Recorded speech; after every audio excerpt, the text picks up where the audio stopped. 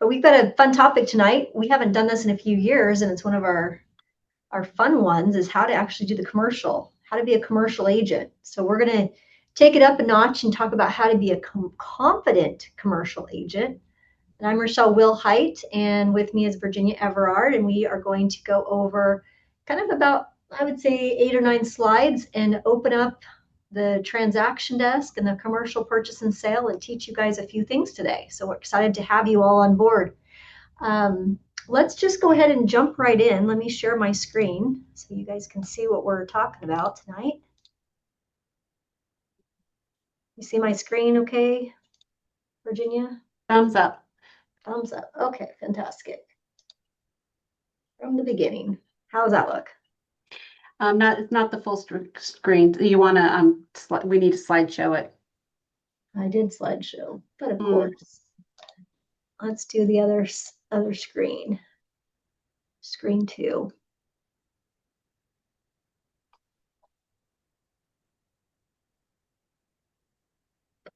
How's that? Perfect. Perfect. Okay. So becoming a commercial agent, we're going to master the fundamentals in 30 minutes. Tall order, but I think between Virginia and I, we can do it. The confidence that comes from being a commercial agent is not, I don't know if you're like me, but I've been like in this blue house for a long time, maybe a decade. And all of a sudden, when you start wanting to do some investments and you want to look like Candace Frazier and go buy yourself your first investment, then you kind of start thinking, maybe I should get a duplex or a triplex or buy something.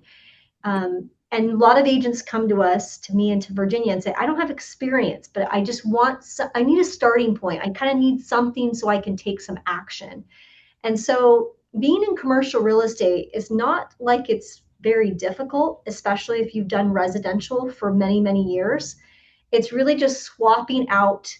I need to have a deal in 30 days to it's going to take longer, and it's a process, and there's some structure. And yes, there's going to be uncertainty. And yes, you will have to talk with a lot of clients and a lot of other brokers to broker a deal, to find the right deal that will make sense for your investor or for yourself or for your client. So we're going to swap out uncertainty for a structured plan and really teach you guys the differences, the rules of the game. There's some slight changes. The forms will be different. We'll kind of go over the forms. Virginia's going to show you kind of where you need to think about having some different forms. The residential, typically you're going to use your MLS. You're going to use your Coeur d'Alene MLS, your Flex MLS, your Northwest MLS. You're going to use whatever MLS for residential, whereas you may be going to a different place to gather your CEBA or your commercial forms. So that's the commercial reality. With earnest money, when you're dealing with residential, it's going to be maybe a few days to get your earnest money turned in. And a lot of the commercial deals that we do, they're going to be based on promissory notes. We're going to talk about that today. And the feasibility. Instead of doing an inspection, you're going to be doing a feasibility contingency more times than you would ever do in residential. The contingencies are going to be, you think, oh my gosh, like a week is a long time in residential. Commercial, you could be looking at a quick feasibility or a quick contingency at a minimum is usually about 30 days. But I've seen contingencies that last 90 days. 90 days tends to be more of the average. Girl. Yeah, I would say 90 is the average for sure. Yeah. And then in the closing timeline, you guys are going to have to help me out with muting. I can't see anything, so you'll have to help me with that. Closing timeline, you're going to be looking at residential anywhere from 30 to 45 days. Commercial is going to take quite a bit longer. So again, if you're on the call tonight, and some of you I know on the call tonight have done some commercial, I think you can give me a thumbs up or go ahead and put in the chat how long it's taking you to get a commercial deal. Maybe the shortest commercial deal you've closed and the longest commercial deal you closed. The longest commercial deal I personally have closed took 2.5 years. And it was a plat of some new construction that it was like land that was going to be developed. And that was commercial. It was commercially zoned in the way that we structured everything. So that took 2.5 years. So go ahead and put in the chat if you want to engage tonight. So we're going to talk about the pillar one, stepping outside of the MLS and stepping into SEBA. Best Choice Realty is fully licensed, and we are insured, and we are in good standing with SEBA. Some of the brokers that you may have worked for in the past are not in good standing. And what's different from SEBA than Northwest MLS is that it requires the broker to be in good standing, meaning we are responsible for making sure you pay your dues to access the data. It's not the MLS that's doing that. It is actually the brokerage. And so we go through some steps. Virginia, we'll go ahead and put that in the chat if you could. If you do want to have your SEBA membership, it's $70 a month right now, and it's a minimum commitment of 6 months. Or if you don't need your own SEBA membership, then you can come into any of the offices and we can allow you to access the data. But you have to be within the IP address and use the data and use the computers that have been set up for that type of association. So there are some ways to access the data, but it is different than the MLS. And you're going to be stepping into something that's new, and it's going to look different when you're searching for commercial properties for a client. And just realize we can start you off with having, you come into the office. And then if you want to feel like you need your own SEBA, we do have brokers that only do commercial and are very good at partnering with you. If you choose to do that, you might just want to reach out to somebody at the office and we can help put you with a partner. And that way, on your first transaction, you can actually have the confidence that you're filling everything out completely and you know what to do and how to do some of these things.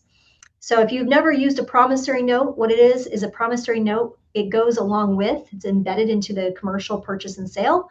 It allows for you to put up the earnest money after you get done with the due diligence or the feasibility. So that is something that you're learning new today, is how to use a promissory note, or how to use earnest money still has to be put up, but it's put up either in the form after you get through your contingencies.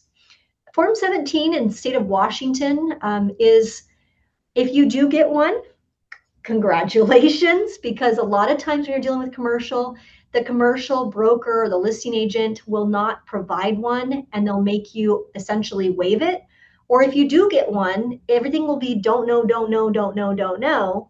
And that will force your buyer to actually do more research and more studies and pay more money to have evaluations done on the property before they decide that this is the property for them. So just realize that you do have to concern yourself with a little bit different situations than you do with residential. The second pillar is the earnest money strategy. We kind of talked a little bit about the promissory note, but you're going to get mutual acceptance. You're going to want to keep your capital fluid. That's why we use a promissory note or a SEBA promissory note. A lot of you are actually putting up earnest money, and that's perfectly fine. That's up to you, is if you think that the timeline will go fairly swiftly in the commercial process. But oftentimes, think of your studies, your feasibility, and your contingencies in that way. The buyer is going to be paying for those studies, paying for a phase one, or going to be paying to have something developed, or to pre-appraise, or to have something inspected, or how much it's going to cost to demo something, or to bring in sewer into the line, and they have to work with the local jurisdiction. Those types of things cost money to the buyer, not the seller. Of course, you can negotiate some of those things depending on the state you're in, the city you're in, and the type of deal it is. But oftentimes, think of the promissory note or the earnest money as a potential lever in negotiation. If you are able to put up the earnest money and have it held at escrow, that can sometimes help the seller accept the buyer's offer. But most common is to keep the investor's money fluid. And once you clear feasibility, then the earnest money would hit escrow. And most title and escrow companies know and understand that. But most commercial investors that I've worked with are not wanting to use their capital and want to kind of like look at other options down the road. And if something else comes up better, then they'll use their contingency as a way to exit the deal. And then they'll go and apply their earnest money or write another offer with something else. So keep that in mind. There's a lot of going back and forth.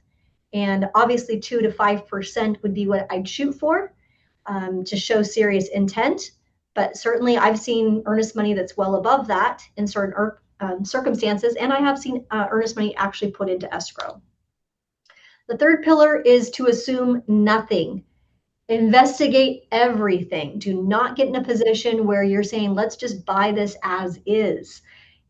Especially in the Idaho contract, in the Idaho commercial purchase and sale agreement, it even says that you're going to, after a certain period of time, you'll be purchasing this commercial property as is. So if you're wanting to uh, keep this in mind as far as working towards getting some sort of mutual deal that works for the seller and the buyer, if you're representing the buyer, hire all the contractors, do the phase one, do the phase two, make sure the city zoning works. And then you're thinking, well, this is a lot of work. I mean, Rachelle, do you think I should do all this work? And the answer is the client, the buyer should be doing that work. You, as the agent, should be writing enough timelines and investigating the property in such a way where you're gathering the information or proposing in writing what the buyer's needing and to communicate and to negotiate all of the things. But as far as the studies or I'm not an environmentalist. I don't know how to uh, poke a hole and see if a well can be drilled into the property.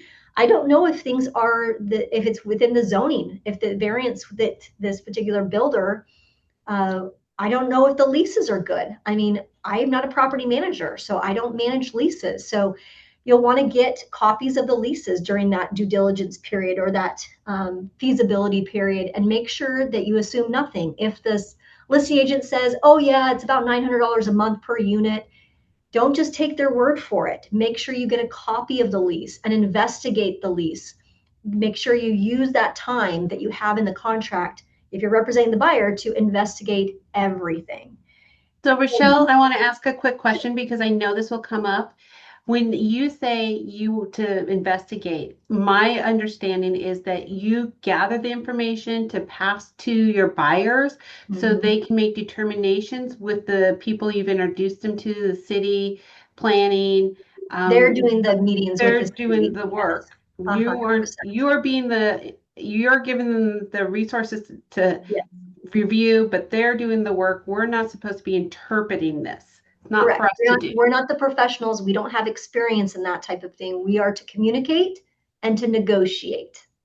I like that. And those are the two words that I think would be um, most viewed or are thought of as your role in this whole exchange. You're going to want to provide enough time for them to review all the books, the rent rolls. These are some things that you're going to ask for, especially with this house that's in the magnifying glass. That's an actual fourplex that John Kim, congratulations, John Kim, on your listing. You're getting a little bit of shout out. Hopefully you get some activity on it and maybe an offer comes in. But it's a fourplex that we currently have on the market. It's an active status. You want a full review, and I'm sure John would be willing to provide that with you if you can provide an offer. That's when you would get the full review of the books, the rent. You want to put an offer up, or you provide some sort of NDA, a non-disclosure agreement, to get some of this information like rent rolls and leases and business information, that type of business banking or profit and loss statements. Those types of sensitive documents don't come unless you have a contract or unless you have a non-disclosure. Those types of things are very common in commercial. Um, the fourth pillar that I'll talk about before I turn it over to Virginia and kind of walk you through what that purchase and sale agreement looks like. I see this often. You guys that are in commercial, please, please, please. The commercial purchase and sale agreement has a big, huge addendum. It looks like a Form 34 in Washington or a blank addendum in Idaho. Please do not just type in the legal description. It should be attached just like we do for residential, which is Exhibit A, and make sure it's verified by the title company. Never, never, never just type it up yourself unless you verified that it's exactly the same way. I'm talking about spaces, commas, caps, all of it, because that can be held up in court and it could be seen as not a viable agreement. And I'd hate to have that happen. Also, a note is that give your title and escrow companies more time as well when you're dealing with commercial. I've seen commercial preliminary title reports at a minimum, if I'm going to go on a listing appointment, they need at least a week. They're not as quick turns as like a day and residential. Give your title company more time. A week is actually a rush, you guys, on title work for commercial. So the anatomy of the commercial deal, you're going to first find the deal. And a lot of people struggle with this. And I can say with my experience in doing commercial, there's a lot of commercial deals that are not on the MLS, that are not on SEBA, that are not on LoopNet. And it's because this commercial broker knows people. So don't be shy if you're going to enter the commercial world. Be prepared to make a lot of phone calls with other brokers like yourself and ask them what they have coming up, what they have. I mean, a lot of them have, like, they know this person's going to be retiring. They know that this person is looking for a smaller space, or this person's looking to sell their business. A lot of commercial brokers know these people, and you have to make contact with them and communicate in a way where they can trust you, because a lot of times they want to keep it in-house, close to the vest. And what we want to do is basically let them know that we have a serious buyer and that we're looking for a church, for example. And we've been looking for a long time, but I've only seen like 2 churches come on the market in 3 years. But yet we have all these commercial churches that have transferred hands. How is that happening? It's because there's a lot of communication between a commercial listing agent and a commercial buyer's agent. And there's communication that goes on. Now, certainly you can, the best places, think of LoopNet as like the Zillow of residential. LoopNet is like the commercial Zillow. A lot of people will put their listings on LoopNet to get it exposed to more places across the nation. And SEBA is very much, think of SEBA as like your MLS. It's a way, or a portal, that really has high standards and also syndicates and pushes the listing out to multiple places. So you really have, when you're finding a deal, you're looking off market, you're looking on SEBA, you're looking on LoopNet. If you guys have some other ideas of where you can find some of these deals, go ahead and pop that in the chat. I know some of you are commercial brokers. Please help us out. We definitely have buyers that are out there looking for these types of deals. And if you have deals that you know of, that's where I'd love you to chime in. And hopefully we can make a match tonight even. Second node would be the drafting the offer. Make sure the commission or your compensation is explicitly stated in the purchase and sale agreement. That's number one. I actually have found 3 deals in the last 12 months where the commission was not stated in the purchase and sale. Virginia's going to show you where you need to go for that tonight. And then node 3, mutual acceptance. Make sure everything is signed off, every initial is in the place. I would say the commercial, if you're asking me if what's easier, the commercial purchase and sale agreement or the residential, commercial all day long. Super simple in Washington specifically. Very easy because there's a signature page and then initials at all the bottoms. There's not like initials in different places all over the place in the document. Makes it very easy to know when you have mutual acceptance when you're working with commercial. Deep feasibility. Realize you're going to have investigation, minimum of 30 to 60. We're seeing feasibility even at 90 days now. So be prepared for that deep feasibility timeline that you're going to have to keep your buyer happy and make sure the seller and the buyer are communicating between the agents to get the documents to keep the deal together. There's a lot of discussion that goes on during that 30 to 90 days period of time. Node 5, clear contingencies and deposit earnest money. That's typically what happens in node 5. And then node 6, you're closing and you're collecting your commission. Some of these business opportunities will actually pay you at the entrance and at the exit of the contract. There are commercial leases that we also do too, where you get paid throughout the transaction. So there's some opportunities for you to make a lot of money when you learn a lot about commercial and you actually apply some of the knowledge. You're not going to do this alone. You're going to have access to full access to SEBA, verified commercial properties. These are properties that have been vetted, that have all the things filled in. There's a lot of information, a ton of data points that have to be filled in if you're going to list on SEBA. We can help you with that. We can provide you with some information to help you with that. There is mentorship if you want to partner with Virginia, with me. I've done some partnerships over the years. We're experienced commercial brokers. We can certainly guide you in the right way, but we also are going to have to help you with your client. So that would be a more of a partnership as far as a split goes. And then title partnerships, establish some relationships with your title company. They also can provide you with data that will help you in preparing for a listing appointment. Or if your buyer is just really running against, I just don't see the kind of inventory, get you some lists that you can maybe reach out and talk to. And then also legal review. We do have access to our attorneys. Some of our higher price point commercial deals, we run them right up to our legal team, and they can assist with some of the complex drafting that sometimes appears. And also, if there's non-refundable earnest monies and things of that nature, we also want to have our attorneys look at that. So with that, we're going to be the agent you want to be tonight. We're going to actually kind of put you in Virginia's shoes. She's going to show her screen, and we're going to log into SEBA, or we're going to log into, you actually guys all have access to Transaction Desk, either through Spokane or in Idaho. It's in your Sable sign. It's in your Flex MLS. Very easy to do. The forms are in that place. We're going to pull up a listing, and we're going to draft a purchase and sale agreement. But don't forget, the takeaway tonight is you have a base to work from. You have support. You have a great office that you're working under that's completely licensed and insured to do these types of sales. But pick up the phone and start calling investors and think people you've been putting off because you're like, ooh, I don't really have the knowledge. You do have the knowledge. You just need to be able to use the resources that we have in our company and partner with somebody if you're feeling unsure about the particular situation, and we can help you get there. So with that, I'll turn it over to Virginia. Let me end my show here. Go ahead, Virginia. Can everybody see what I have on my screen? It says commercial. Can you see that? All Thumbs good. up. Okay. Perfect. So with any transaction in Transaction Desk, you go in and you can actually start your transaction just by going to transactions and starting a new transaction. I started a test one for you guys a little bit earlier. The difference is you would pull up on this one, it's a purchase. So I pulled up a commercial opportunity, and it will preload with all of the forms that you're going to need in order to make sure that you're in compliance and you're using the right forms.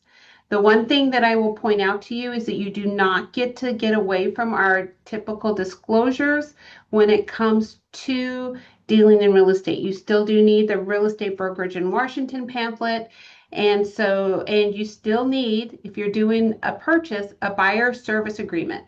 Even though it's not residential, you still, for our brokerage and for the state of Washington, need to use a buyer service brokerage Same agreement. thing in Idaho, Virginia as well. You still Okay. are required to do pamphlets and disclosure. And Yeah. I can say in Oregon pretty confidently, as well as I did a hotel, uh, um, a mobile home, the whole park, Yeah. and a couple other smaller commercial deals. So anyway, so make sure those are done. Our PSA, the biggest mistake I see is that agents fail to read the forms. You're excited, you want to get this done, and you just start filling things in. Okay. What should you do before? I mean, let's say that I'm your client, Virginia, and I'm just like, I'm not ready to go to this level yet. I mean, this is a pretty sizable project that we're talking about. Mm-hmm. Can we just test the waters and just see if the seller will go for it? Absolutely. So if my client Rachelle came to me and said that, I would then go to the letter of intent. So if we've all been to our Best Choice Realty homes.com, we have all these forms that you're going to need. So if you go on the right hand side to BCR forms, you're going to see a letter of intent. This is great if you want to. Well, I don't know why I decided to download that sucker, but hey, we're just going to open it up instead. You can A you letter of use intent is no different than an offer. So think of a letter of no. intent, it's not binding, but at least gets the parties talking to each other. Yeah, it gets the parties talking. And when you're doing, actually, what I will say is when you are doing, hopefully you guys can see this. Can you see it, Rochelle? No, I'm just seeing the documents, and that's Oh, okay. We don't okay. need to go into how to fill Okay. out because Okay. every commercial project is a little bit different. It's different. So the letter of intent is meant to be in a Word document where you can type in the different terms, the earnest money, things like that, so that Yeah. you can then get to a general understanding of putting the offer together. Yeah. So if you've got a buyer that's just wanting to test the waters, or maybe see if, I mean, you're like, it's 5 million, but they want to go in at 4 million and see if they can kind of, get a letter of intent in front of somebody. It might make sense to do that. But if you're at a point where it's like, here's the listing, it's on SEBA, client's super serious, they've lost on other stuff, then go straight to there's nothing wrong with going straight to the purchase and sale, filling it And in. I would like to back up, even if it's not in SEBA and it's not an NWMLS and it's an off-market property, make sure that before you write the offer, talk to title or talk to the person that you on the other side of it to make sure you do have the legal agreement, the legal description. Also, with leases, you will do a letter of intent almost always first. So those are just two things I want. So reference date would be today's Today's. date. And you would just fill, I mean, everything is self-filled in, guys, just like we are used. When does it expire? Give them time to review it. This is not residential. The next day. We always go in commercial, we work Monday through Friday. So Yeah. Virginia always, I would say not even that. Let's go next Monday. Oh, yes. So the 3rd of August. Oh my goodness. Yep. I can't even, I think I'm just having a hard time with August right now. Um, Included personal property. Is there personal property included with this, or if not? If on and used in connection with property per section 26, none if not completed. So make sure you're filling every section out and asking questions. Make sure, and I will say, Rachelle and I were talking beforehand, sometimes information is listing in these listings. So do not be afraid to reach out and ask the listing agent or the owner if they're representing themselves. Who are your buyers? Now, a lot of times this will be an LLC. A lot of times, sometimes it's a personal person. Make sure that you have that correct. Um, Also, who's the seller? This one's Michael Seekins. Just then now here, let's say this is a 1.2 million. Please do not forget to write out the amount. It's like writing a check, guys. You put the numerical and then you put the written word out, just like you do a check if any of us remember how to do checks. It's been a while. Is it payable in cash or are you financing that? So make sure or is it other? There's a couple different ways. We were just looking at somebody who was going to take a loan out against their life insurance policy. Would I do that? Possibly not, but everybody has their own way of doing it. Um, Earnest money, how much earnest money and then in form of earnest money. This is what you guys want to look at. This is a PS promissory note right here. So if you're going to attach anything from SEBA and you have a promissory note, you just put this here. Promissory notes, funny enough, in Oregon for earnest money are used quite often, even in residential. But here you usually only see them for commercial. When is it going to be due? How many days after mutual acceptance or after feasibility? Recommendation, always after feasibility. When is a feasibility contingency date? Is it 30 days after mutual, if not completed? For me, guys, no less than 90. Okay. And then I would put I would put 30 days for financing um, after your contingency or feasibility contingency to give plenty of time. These are not things that like Rachelle said, they're not going to happen in a 30-day normal residential time frame. Usually, there are exceptions. Especially if you're getting financing. I mean, if you're Yep. paying cash, that might, you can probably fast track some stuff, but most of the people are moving money from one investment to another investment. That's what we're seeing right now, and so they're going to need some Yeah. time. And some To people are doing a small business loan too, the people who bought my business in Colorado used a small business loan. So you have to have all kinds, there's a whole process that happens with that. So make sure you take the time to understand that and do not try to rush dates. It's okay to take a longer time. Closing agent, who are you using for escrow? You can also use an attorney, So it just depends who is working on that title. Use who everybody's been working with. Is this going to be a bargain and sell deed or is it going to be a statutory warranty deed? Just That's make sure. taking some people back to school, isn't it? Yeah, yeah, I know. Just make sure you are, yes, the 1031 exchange can be used for financing this as well. So just make sure you're paying attention to how this is going to be conveyed. Um, so that's something you really want to spend time with. Possession, is it on closing? Sometimes if you're buying the commercial property and it's been ran as a business, sometimes owners will stay with it. Just to give you, when I sold the manufactured home park, the part of the deal was the owners stayed in an advisory role for X amount of time. So possession was kind of split.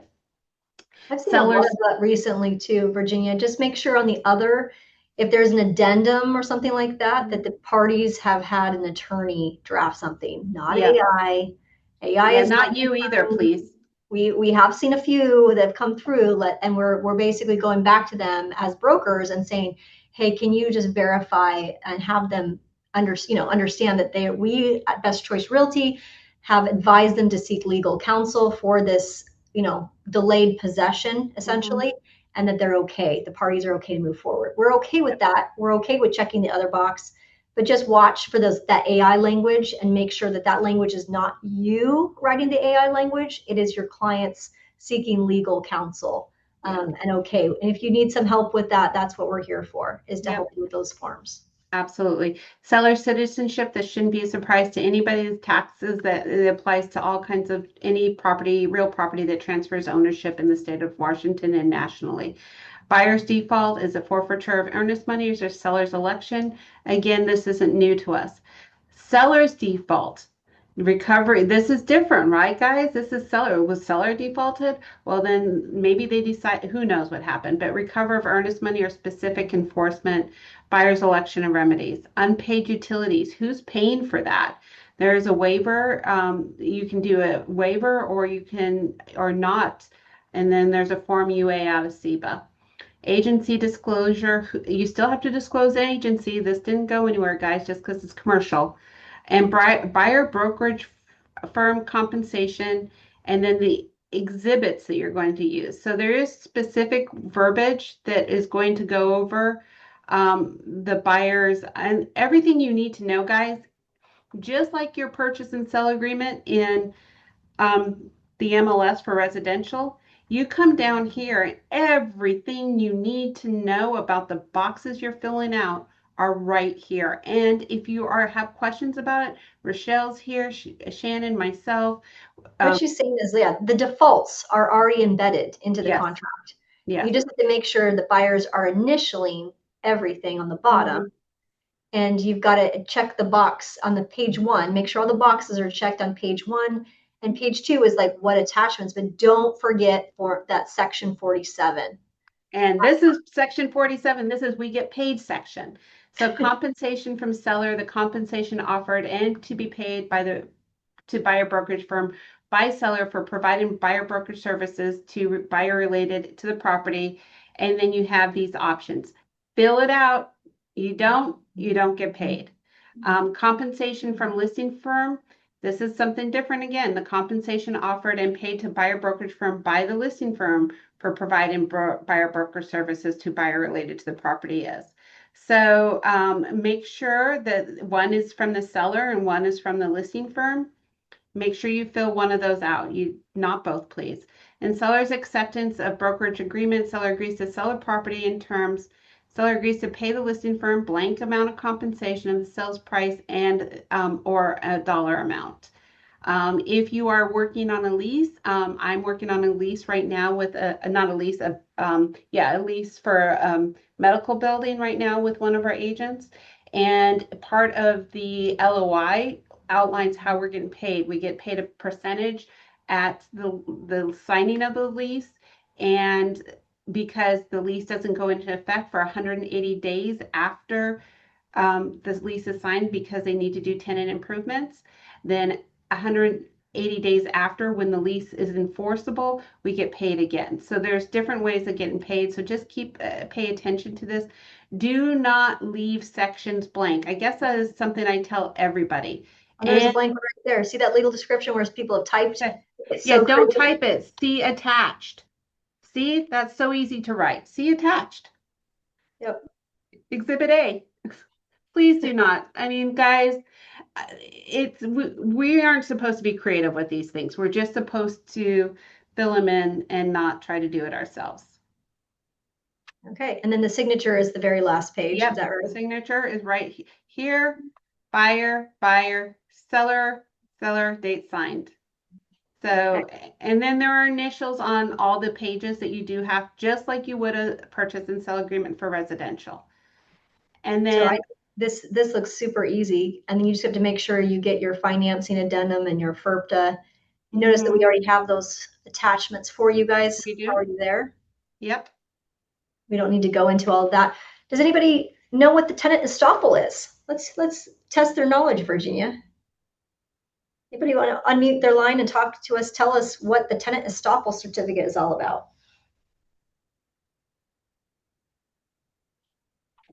Come on, don't be shy. You know Candace knows. We'll have to have her unmute line. Mary Austin. Stephanie Rigtrip. Anybody want to unmute their line and tell us what the Brian? Anybody want to tell us what the tenant estoppel certificate is all about? When would we use this?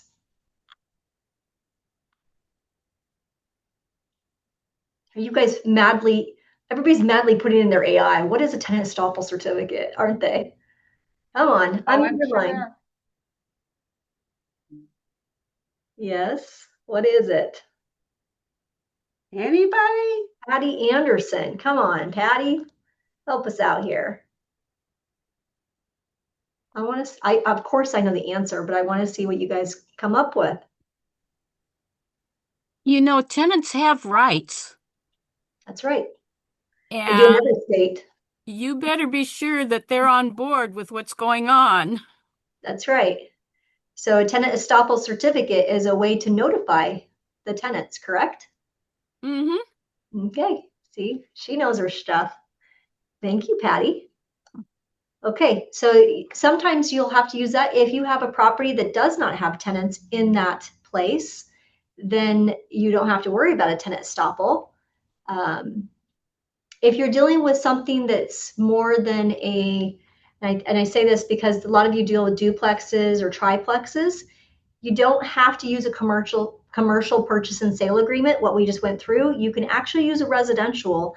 Once you cross over and you have a fourplex or more, you need a commercial purchase and sale agreement with the estoppels and the tenant estoppel certificates if there's tenants involved in the property. If you have a duplex and you just need to look at the lease, then you do have to formally give them notice, and that needs to be written into your purchase and sale agreement. But you can use a residential up to 4 when it comes to those types of sales.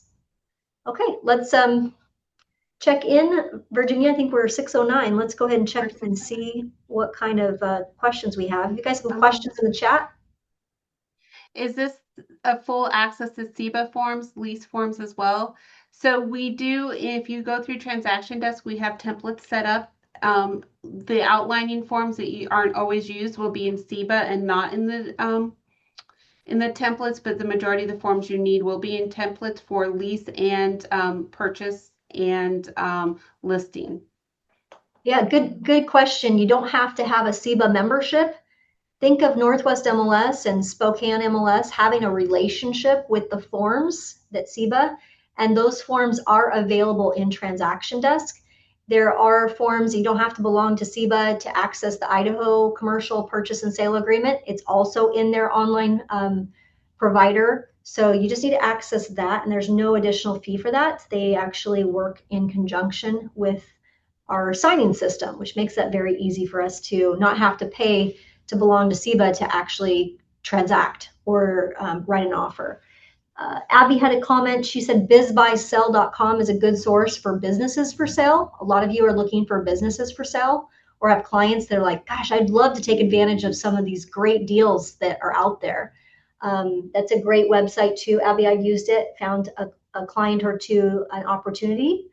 Henry, 1031 exchanges. After attending this session, you should be calling anybody that's thinking about a 1031 exchange. This is a brilliant way of just leveling up. Instead of doing property management, maybe for a single family home, this would be a way to do a 1031 exchange and get something like a commercial or a triplex or a duplex or something that's a little easier to manage, where they can be more transactional and less involved in that property management. They're usually, these types of sales have property managers, and so it's easier to manage that type of investment. Henry, great idea. Crexy, I'm a member of Crexy as well, so that's another opportunity. Crexy is expensive, but it is, if you're going to be playing in that type of space, you may want to get yourself a Crexy account.